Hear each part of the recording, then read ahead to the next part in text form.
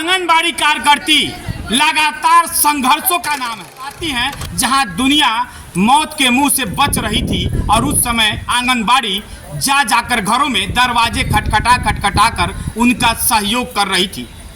लेकिन आज वो उस तरह परेशान है जहां उसके एक वक्त का वेतन नहीं बढ़ाया जाता है और सबसे ज़्यादा काम लिया जाता है।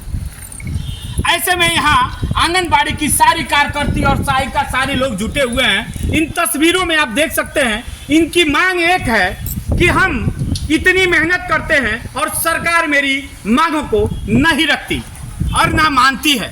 ऐसे में इन्होंने बैठक रखा देवरिया जनपद के ये इसकास भवन में, जहाँ पे हजारों की संख्या में लोग पहुंचे और अपनी बातों को रखने का काम किया। और यहाँ से लेकर प्रदेश सरकार, जिला अधिकारी देवरिया और केंद्र सरकार तक भी आवाज लगाई। लेकिन आज जरूरत पड़ गया इन्हें अपनी नारी शक्ति दिखाने का। सरकार कह रही है मैं नारियों को देवी मानता हूं और हर एक आरक्षण देने की बात करती है, लेकिन आज यहां उपेक्षा का शिकार होती जा रही हैं।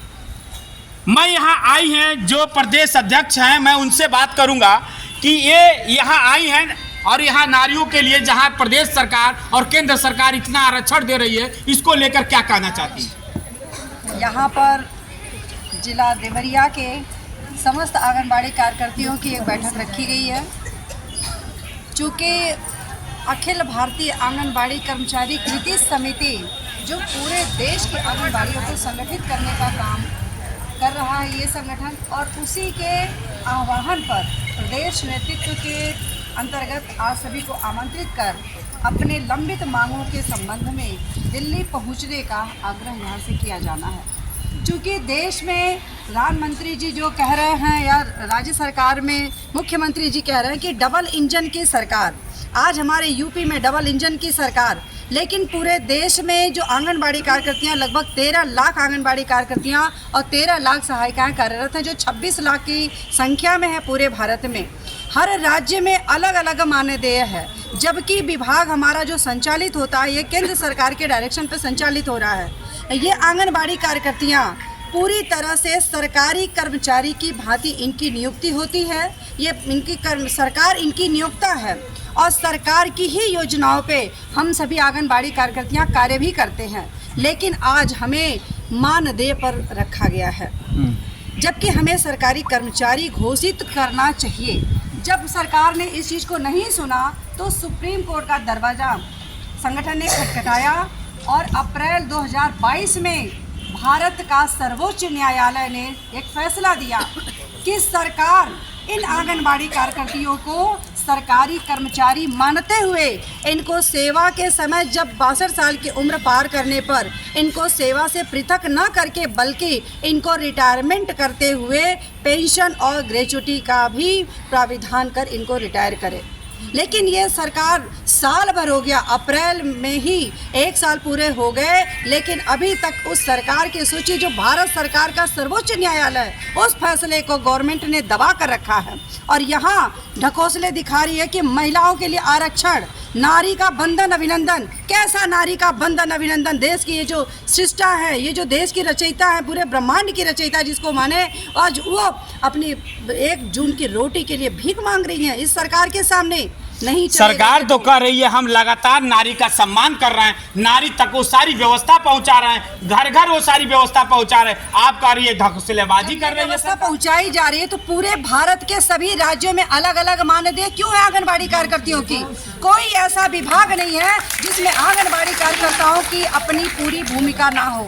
जब अभी देखिए, जब कोविड के समय में जहां सब लोग अपने घरों से अपने परिवार के सदस्यों से मिलने से कतराते थे, जहां समझ में ये आया कि वो प्रवासी हैं, बाहर से आ रहे हैं, कहीं संक्रमित हो सकते हैं, ऐसी दशा में माँ अपने बेटे से भी दूरी बना करके रह रही थी जिस घर परिवार में, लेकिन उस जगह ये महिलाएं उस माँ का काम करी जो वो खुद उनकी जन्मदाता माँ ने जो काम नहीं किया। घर घर पहुंच। एक चीज आपसे जानना चाहूंगा कि इस समय अगर आपकी मांगे नहीं पूरी होती है मानदेय को लेकर, जो सरकारी नियुक्ति नहीं की जाती है, तो क्या इसका 2024 में जवाब? इसका जवाब देने के लिए ही हमारी तैयारी चल रही है कि जिस तरह से हम लोगों ने सम्मान देते हुए कुर्सी पे बिठाने का कार्य किया है, उसी तरह सम्मान अगर हमें नहीं मिला, अगर हम अपमानित हुए तो हम अपमानित करना भी जानते हैं, उनको कुर्सी से उतारना भी जानते हैं। ये थी प्रदेश के जो अध्यक्ष है वो थी, और यहाँ के जो जिला अध्यक्ष हैं इनका क्या कहना है। और लगातार जो समस्या है इस देवरिया जनपद में रह के जिन्होंने अपनी आंगनबाड़ी कार्यकर्तियों की उनकी सारी समस्या सुनने का काम किया और उनकी हर पहल पे खड़ी रही, और इस समय जो मानदेय की मांग हो रही है और इसको लेकर जिला अध्यक्ष हैं जो नीरज पांडे, इन्का क्या कहना है और क्या कहना चाहते हैं? जी, हम यही कहेंगे अभी आ रहा हूं। कि जब मुख्यमंत्री जी हमारे देवरिया में आए थे सलेमपुर में, उन्होंने कहा कि 120 दिन के अंदर हम मानदेय बढ़ाएंगे। उसी उम्मीद पर और उसी आशा पे हम लोग बहुत दिनों तक हम लोगों ने उनका इंतज़ार किया कि वो कब मानदेय बढ़ाएंगे और हमारा होगा। हमने तो यही सोचा कि बहुत अच्छे हमारे मुख्यमंत्री आए हैं और ये हमारे लिए हित का काम करेंगे, भलाई का काम करेंगे, पर इन्होंने हमारे साथ कुछ भी ऐसा नहीं किया। लगातार इस देवरिया ज़िले की बात बताऊं मैं, इतना वर्क, इतना काम और इतना प्रेशर है सभी मेरी आंगनबाड़ी बहनों पे, और इतना दिन रात एक करके और 24 घंटे मेहनत करने वाली जो मेरी आंगनबाड़ी वर्कर हैं। कोई भी औरत ऐसी नहीं है जो रात में 1 बजे तक भी अपना फ़ोन ना चला के और देवरिया जिले का कोई भी अपने विभाग का काम ना कर रही हूँ। उसके बाद भी कोई भी सरकार हम लोगों की मांगों को लेकर और जो भी हमारी समस्याएं हैं किसी के कान में जू नहीं रेंग रही हैं। इसलिए हम लोगों ने ये फैसला लिया है कि अगर इस बार दिल्ली जंतर मंतर पे जाकर अगर इस बार हमारी मांगों को पूरा नहीं किया तो जिस तरह से हमने उनको आसमान पे बिठाया उसी तरह से हम लोग उनको नीचे भी गिराएंगे। आप ये सुने हैं, ये थी जिला अध्यक्ष नीरज पांडे, जो इन्होंने कहा कि ये जिस तरह हम लोगों ने उनको चुनाव देकर अपना मतदान देकर ऊपर बैठाया है, उसी तरह अगर 2024 से पहले अगर हमारा वेतन सही नहीं किया गया, हमें सरकारी नहीं किया गया, तो हम नीचे भी गिराने के लिए बाध्य होंगे। और इसके लिए ये लोग तैयारी बनाई है कि हम जंतर मंतर दिल्ली जाएंगे और वहाँ प्रदर्शन करेंगे और सरकार से मांग भी करेंगे। आइए जानते हैं आंगनबाड़ी कार्यकर्ती से इनकी क्या परेशानी है और किस समस्या को लेकर ये बैठ रही हैं। जी बताइए, आप पकड़िए। हम लोग कोरोना काल में घर घर घूम के एक एक बच्चों को, एक एक महिलाओं को, एक एक पुरुष का ध्यान किए और कहा गया कि आपको कोरोना काल का वेतन में जोड़ के कुछ मिलेगा, 12,000 देंगे, लेकिन रात तक 1 रुपया नहीं मिला। हम लोग इतना मेहनत किए लेकिन कुछ नहीं उसका ख्याल हुआ, हम लोग को कुछ नहीं मिला। अरे यहाँ तो लोग कहते हैं दरिया गायब हो जाता है, दाल गायब हो जाता है, घी गायब हो जाता है, इसको लेकर सारा आरोप आपको लगता है, मेहनत आप करती है, कहना क्या चाहती है? हेलो, देखिए हमारे लाभार्थी 100 से 120 हैं, 100 हैं, लेकिन हम लोग को क्या मिलता है? दाल मिलता है 50 पैकेट, 55 पैकेट। तो ये बताइए 100 लाभार्थी हैं, 50 मिल रहा है तो हम कहाँ तक देंगे?